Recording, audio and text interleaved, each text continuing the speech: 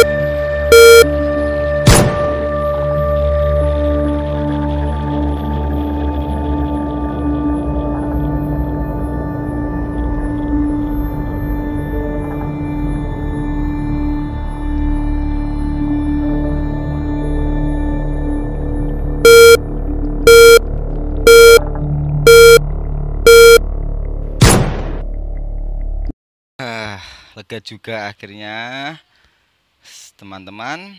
Mari kita lihat jawabannya. Silahkan teman-teman dicocokkan jawaban yang tadi dikerjakan. Kita bahas satu-satu. Untuk nomor 11, saya kira tidak ada masalah bahwa di sini adalah pukulan batter yang ditangkap oleh fielder mengakibatkan batter off. Jika seorang pemain gagal memukul bola sebanyak 3 kali kesempatan atau dimatikan oleh pemain bertahan, baik dengan bola catch ataupun dengan menyentuhkan bola ke badan pemain menyerang. Ini saya tambahi untuk batter yang dinyatakan out atau apabila ada beberapa materi ya.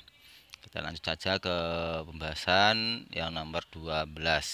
Oh ya, sedikit tambahan lagi untuk tentang sejarah singkat softball. Softball atau softball adalah olahraga bola beregu yang terdiri dari 2 tim. Permainan ini lahir di Amerika Serikat. Diciptakan oleh Josh Hancock di kota Chicago. Kita lanjut ke soal nomor 12, yaitu jawabannya adalah D. Susu. Susu adalah sebutan sepak bola yang dikenal di negara Cina sejak 500 tahun yang lalu.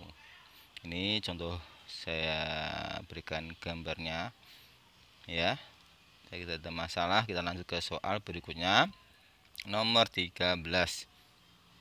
Untuk nomor 13, jawabannya adalah smash, di mana proses melakukan smash salah satu hal yang dilakukan adalah melakukan awalan dengan langkah ancang-ancang yang lebar dan datar. Ini saya tambahin tentang pengertian smash dan tahapan melakukan. Ada beberapa ahli ya yang saya contohkan di sini. Kita lihat yang dari Bustal yang terakhir itu membagi tahapan smash menjadi 4 tahap, yaitu run up, take off, hit, dan landing atau mendarat. Saya nanti di pause saja biar tambahan belajar biar tidak terlalu lama. Ini untuk tahapannya dari gambarnya.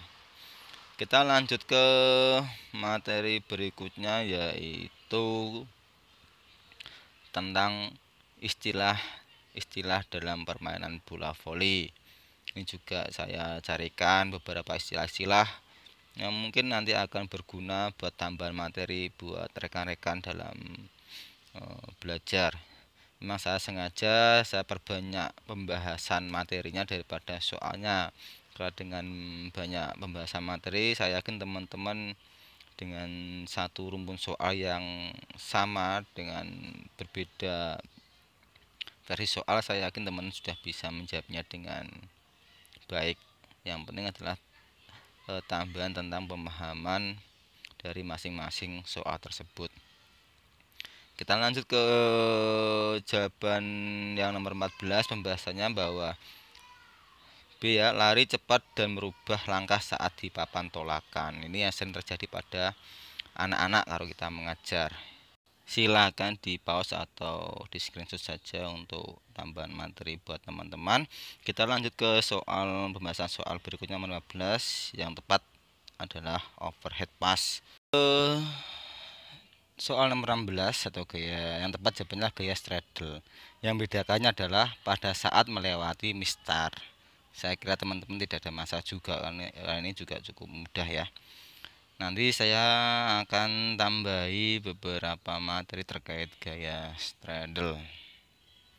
Macam-macam gaya lompat tinggi ini beberapa ahli mengungkapkan,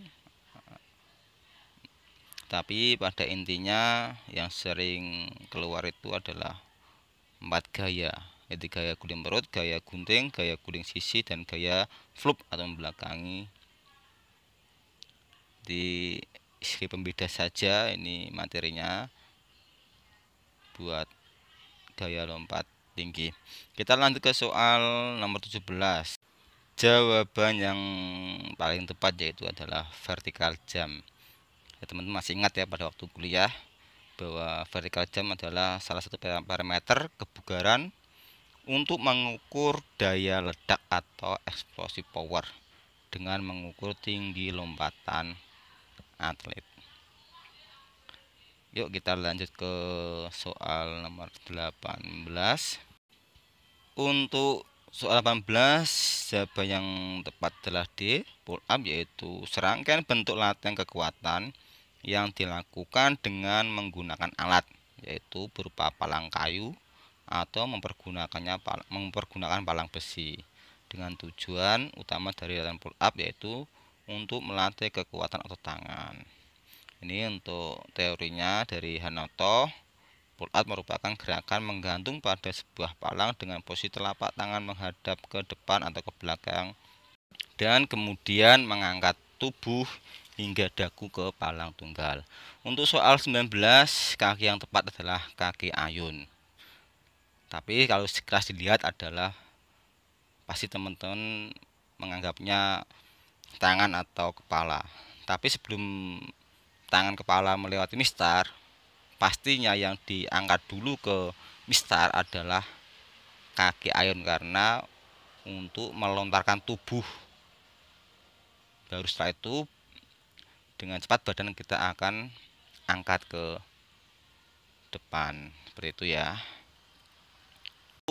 Untuk soal nomor 20, jawaban yang tepat adalah teknik kuncian. Kata kuncinya untuk melumpuhkan lawan, bukan menjatuhkan lawan. Kalau menjatuhkan lawan ada guntingan, kalau melumpuhkan adalah kuncian. Oke, kita lanjut ke bagian 3 ya. Sabar, tetap semangat, dan semoga sukses lolos semua SKB PJOK. Salam olahraga jaya.